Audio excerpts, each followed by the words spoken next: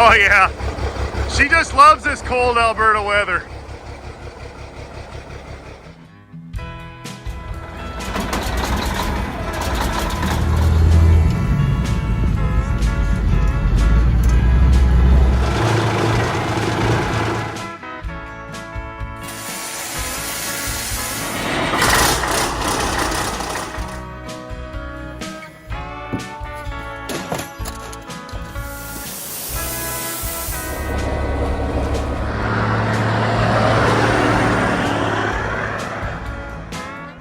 All right, Snowman's outside enjoying the snow, but it's nice and toasty inside. So what I actually did was I took about an hour and a half, and I reset the shop. I mean, you're looking at it and probably like, oh, it's still a mess, but it's a hell of a lot better than it was. So just to take a step back and explain what I do here at Twin Stick Garage, I like to work on old trucks, and now I'm working on old cars. And this is a hobby of mine. I have a day job, and what I do is I devote my Saturdays to kind of picking away at each of my projects. Now, most people wouldn't work on them simultaneously, but that's kind of how I roll. So I work on each project, I kind of pick away at each of them each Saturday. I film everything, and then I edit it Sunday morning, and then I drop it for release on Thursday, and that's kind of what you're watching now. So sometimes I work all day long, I give her all the way, and then I don't actually get the opportunity to put all my tools away and clean up after myself. So after about 4 or 5 episodes, it builds up too much. So I wanted to do a reset, and things are actually looking a little better in the shop now. Hopefully I can find my tools. And with that, we'll get going. So today I'm going to be working on the Smokey and the Bandit, Bandit 1 TransAm, kind of a tribute car. It's not going to be an exact replica like I did with the truck, but it's going to be as close as I can get it. So picking up from where I left off in the last episode, you can see the undercoat in a can that I put on there, and the POR, paint over rust paint, actually turned out quite nice. I'm actually digging that a lot. And what I'm planning to work on today is rebuilding this front end. So if you recall, I kind of stopped about here, and because I knew I had to take all this old stuff apart, and I've actually got some really cool gear that I'm going to show you in a minute. And this is finally the opportunity to use the Wildfire scissor lift. So I'm really excited about this. I mean, look at that. Isn't that slick? That is so awesome. So that's going to make taking this front end apart a breeze. I wish cleaning all the old gunk and junk off of there was going to be as easy, but it's not nearly as much work as I did, like I say, in the previous episode. So anyway, the plan is I'm going to rebuild this front end, and I've got some wicked gear from QA1. All right, let's see what we got here. It's like Christmas morning. So QA1, they're a great company out of, I think, Minnesota, and Lakeville, Minnesota. And what they specialize in is high-performance driveline and suspension parts.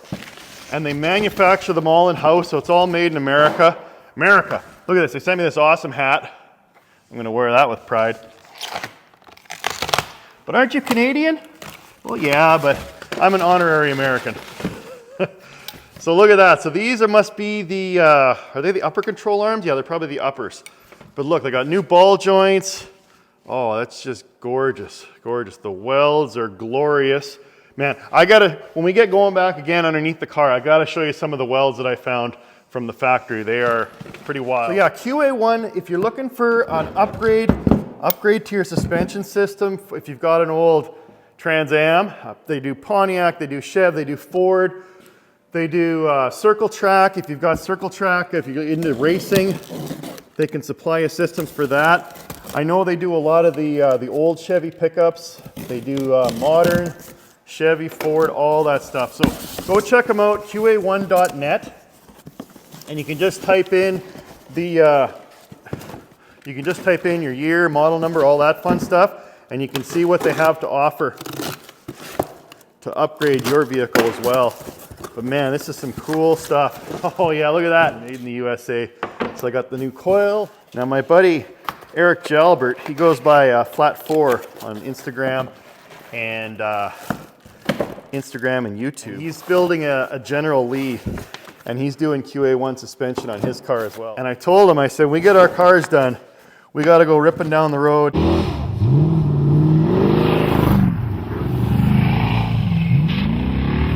So I believe if you get mixed up, the trick is the stickers always go forward to the front.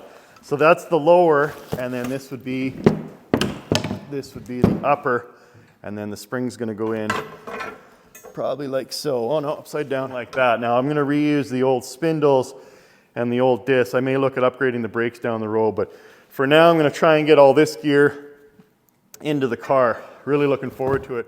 So that's the weld I wanted to show you. Look at that bubblegum mess from the factory. Way to go, Pontiac. All right, so I guess next up, or first up, I need to get the wheels off, and then I can actually use the wildfire lift to raise up the car. And then what I might do is set this down a little bit so it's more at working height, because that's a little high for old twin sticks.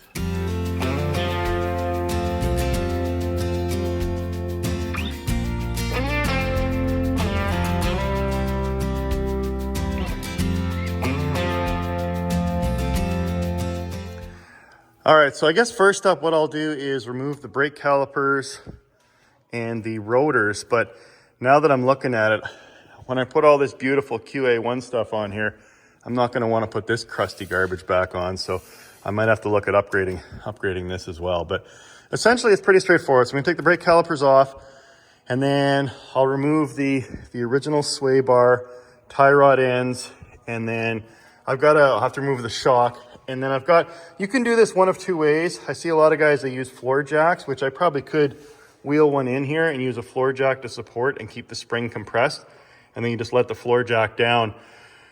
Now, that's one way to do it, but I actually picked up as a backup, I picked up a spring compression tool that actually compresses the spring. And I kind of like that because it's more controlled. So once I take the tension off, compress the spring up, then I can just lower this down, and the spring's not going to accidentally fly out and hit me.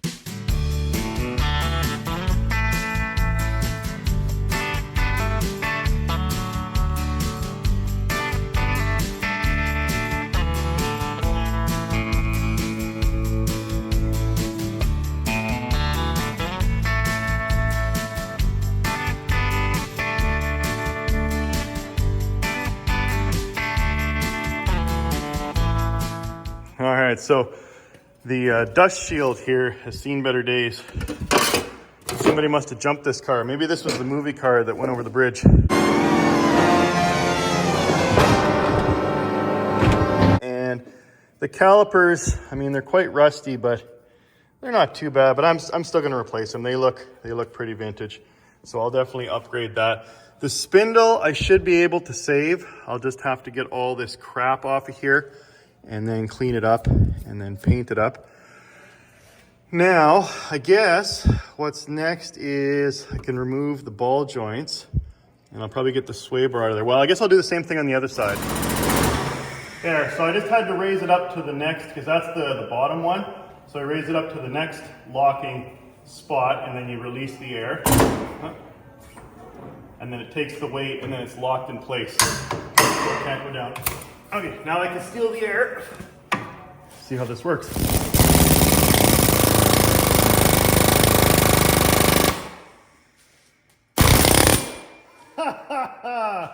That is slick. Let the tool do the work.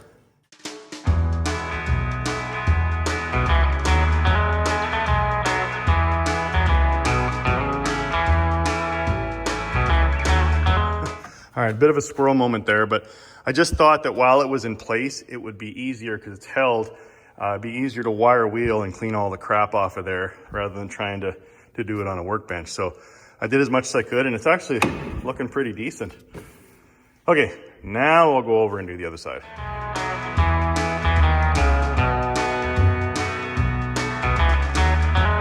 Now, I was just curious if I needed to save this old junk, this old dry rubber junk. And I was like, no, QA1's got to send you new gear. And sure enough, look at that. All new bushings and bolts. Beautiful.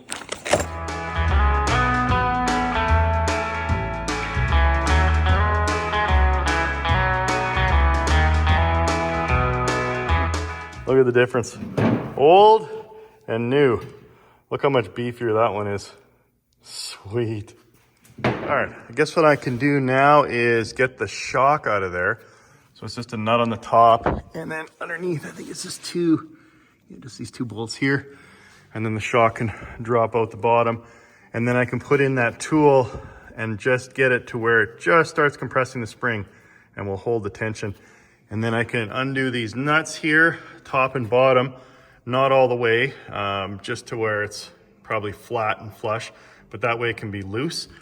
And then I'll get my air hammer pickle fork, and put it in the top and the bottom, and then just break them both away. But again, leaving the nut on there so it's gonna capture it so it won't just spring out of the way.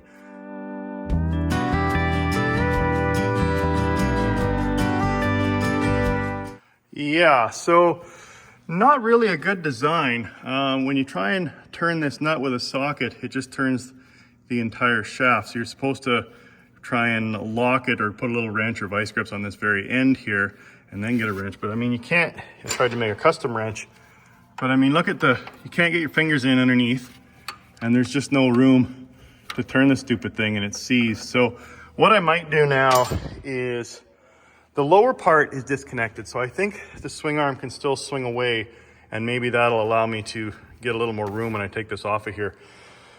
So what I'll do now is try and get these nuts off, and then, well, not all the way off, remember, just loose.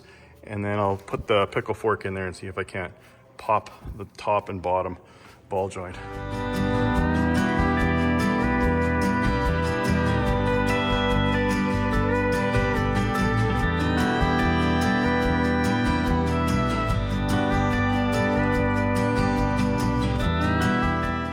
All right, so the pickle fork with the air hammer isn't enough to get these old seized ball joints out. I'm gonna have to go back to the manual style of hitting it to get it out of there. So hopefully that works.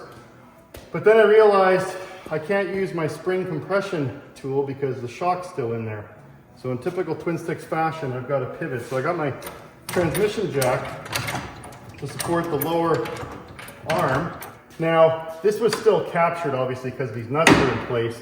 But then once I break these free, I can take the nuts all the way off and then lower the jack, and that'll slowly release the energy of the spring, and I can just take it out of there, flip this guy out and flip that guy down, and we should be done. So all I really need to do now is figure out how to break these.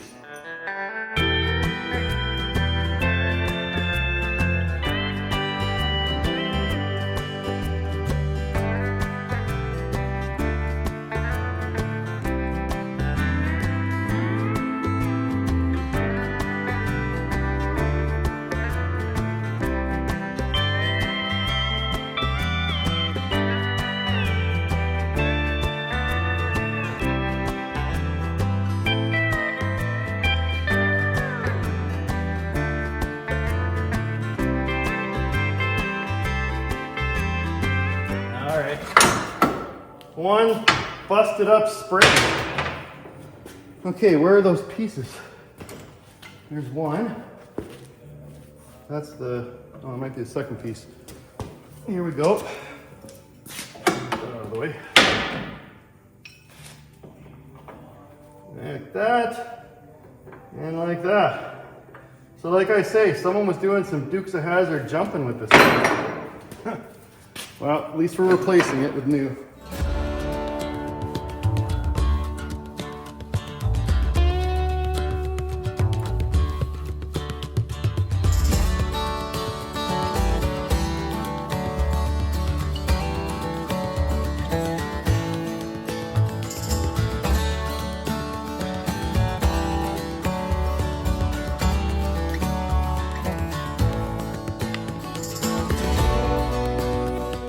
That was a bit of work. So the brilliant engineers at Pontiac had the steering system in the way. So this was kind of over like that, which kept me from being able to pull that bolt out. So I tried to break this connection and I couldn't. So then I thought, okay, well, I'll just undo these nuts and take off the fixed position for the steering. But then, as you noticed, you have to actually come at them, and that's why there's holes in the frame to come at the bolts from the inside to hold them. So I was able to get that off. And yeah, I finally got the top one off as well. That was a bit of work actually. Oh, check it out. So these are what's called alignment shims. So as you add more of them, where's the ones over here? Oh, they must have fallen, if there was any. What they do is the more shims you add, it'll bring the A-arm this way, and it'll adjust the, not the toe in, but it'll adjust the camber of the wheel. So I guess, I don't know, I'll read the instructions, the QA1 instructions. I don't know if I'm supposed to use the same amount of shims or just put it flat, take them all out of here, put it flat on the face, and then take it to an alignment shop, and then they'll add these if required. They just back these two nuts off and just pry it over and shove in a couple shims. Oh, that must have been the gasket for where the spring sits. Yeah. And then look at these welds. Oh man, that's someone who really cared about their job. Now, unfortunately, I don't know if you've noticed it in the video, but when I went to cut off and grind off the top of that shock that was the nut that was seized, I ended up nicking this top mount for the suspension. And I didn't cut all the way through, but the problem is it's deep enough that I'm worried that if the system gets a good shock, like going over a railroad track or something, that it'll actually start a crack. So I called up my friend Blake, who you've seen on the channel a lot of times, and he is just a master welder, but unfortunately he can't come over today. He's got something going on. But he did offer to FaceTime and walk me through this because he left his TIG welder here. Now, I'm not a TIG welder by any means. Blake, if you watch the recent Patreon there on the Duke, he gave me a brief lesson on how to TIG weld aluminum. Okay, a little more heat. Just keep that heat constant, okay? Now, dip. But he's like, oh no, steel's easy. I can walk you through it. And I don't know if you remember that game show from years ago where if you didn't know the answer to the $1 million question, you could phone a friend. Hi, Dad. Hi. I don't really need your help. I just wanted to let you know that I'm going to win the $1 million. So right now I'm going to phone a friend and see if Blake can help me remotely weld that up. So again, yeah, you can leave it there. Okay. Okay, so now take the red dial on the bottom, Yep. turn it to about 115, 120. Which one? This last guy? And that one. Now, with your old eyes, can you see what the numbers say on that? With my old eyes. How dare you? 306 L? Yeah. That should be fine. Now, as soon as you want to sharpen that, take that tungsten out, you're going to sharpen that to a nice point.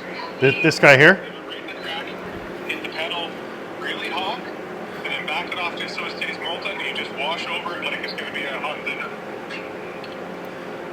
Okay. That's it.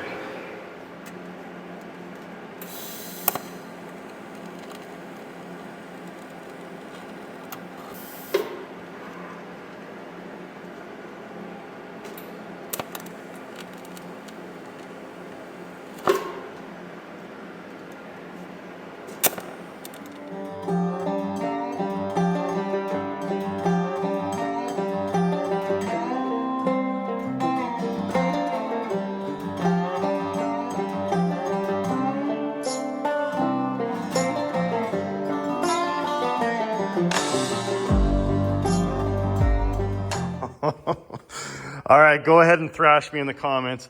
Here I am criticizing these booger welds, and then I just getting the stick stuck. I'm making big knobs on there. Yeah, that was pretty rough. But I ground it all smooth. I think I put enough rod in there that it'll keep it from cracking, I hope. It's obvious to me that Blake needs to give me another lesson, and I should probably get a TIG welder of my own so I can actually practice a little bit more and get better at it, because that is an art. TIG welding is not MIG or stick. It's a whole nother level, but again, I think anyone can learn it with practice. You definitely need more practice, Mark. Okay, so with that, I'm happy with it though. I'm pretty sure that'll hold together. At least the where I ground it out, it's all filled in now, and there shouldn't be a crack that would start from there. So I guess now I've got to do everything I just did on that side to this side and get that spring out of there and get all of that off of there. A few inches later. You know, even to this day, it still amazes me that once you do something once, the second time you do it will always be faster, and then the third time even faster than that, and so on. So that went a hell of a lot smoother the second time. So what I did was, of course, this nut was spinning, so I was able to sneak some vice grips in between the spring coils and grab onto the shaft of the shock, which allowed me to get the nut off. So that dropped that out of there. Then I used the jack, held it up. I didn't bother with the air hammer on the pickle fork. I just used the old sledgehammer and smacked away on it and popped them both. Set it down with the jack, pulled this coil spring out, and as you can see, this side broke as well. So again, someone was doing some Dukes of Hazzard jumping with this car, or these are just the original springs and they've got fatigue cracking and they just busted. So I'm glad we're replacing them. So the plan now is to get out the wire wheel and the face mask and just go to town cleaning up all of this.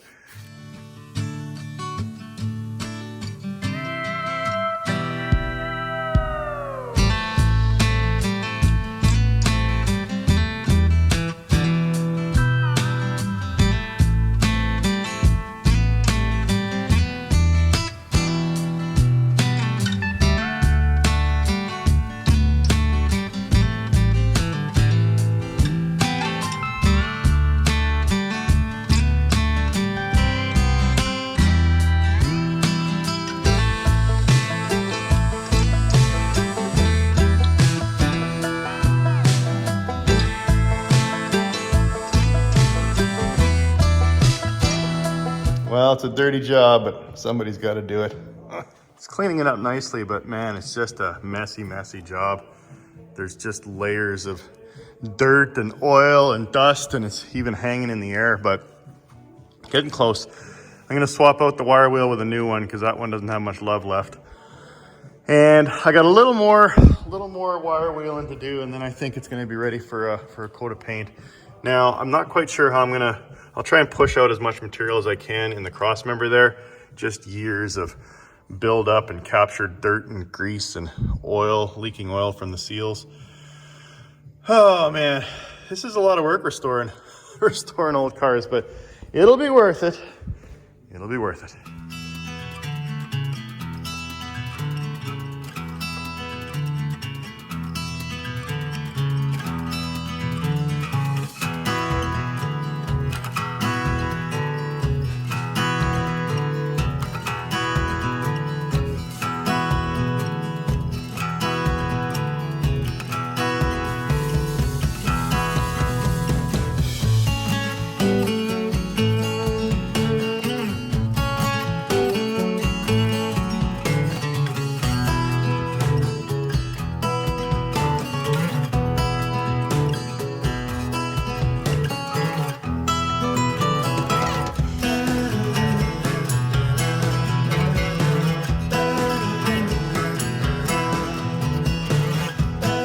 Okay, home stretch for the day anyway. Old Twin Six is running out of steam and running out of time. But at least I'll get this stone seal stuff on there, I hope. That's going to be the goal anyway. So I'm not going to paint the whole engine bay. I'm just going to paint the frame and the mount so I can put on the QA1 suspension. Oh wait. I don't want to paint all over my wildfire scissor lift, so I'll get some plastic on that. Okay, where was I? Oh, there it goes. Oh, it's just beautiful stuff.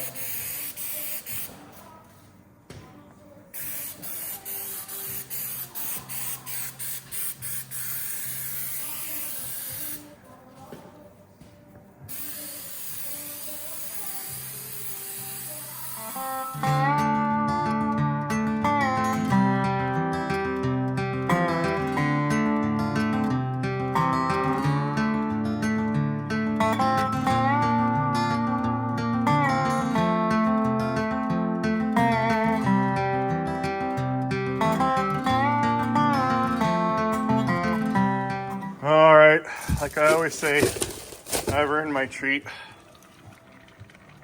Oh, am I running low? Okay.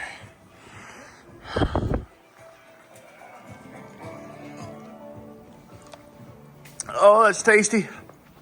Oh man, that was a lot of work getting that old junk off of there, but I think that's looking pretty good, if I do say so myself. So I didn't quite get to installing this wicked QA1 hardware, but I'll tell you what, it gives you something to look forward to for next week's episode. So with that, I'm going to wrap it up there. Hope you enjoyed the episode. Hope you learned something. If you can go ahead and hit the like button. If you haven't already subscribed, go ahead and do that. And appreciate comments, good, bad, or otherwise, on what do you think I did right, what you think I did wrong. And yeah, with that, have another sip of beer. Oh, it's good Coors.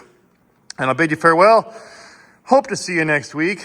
And like I always say, don't ever forget, if you got it, the trucker brought it. Thanks again, QA1. You guys rock.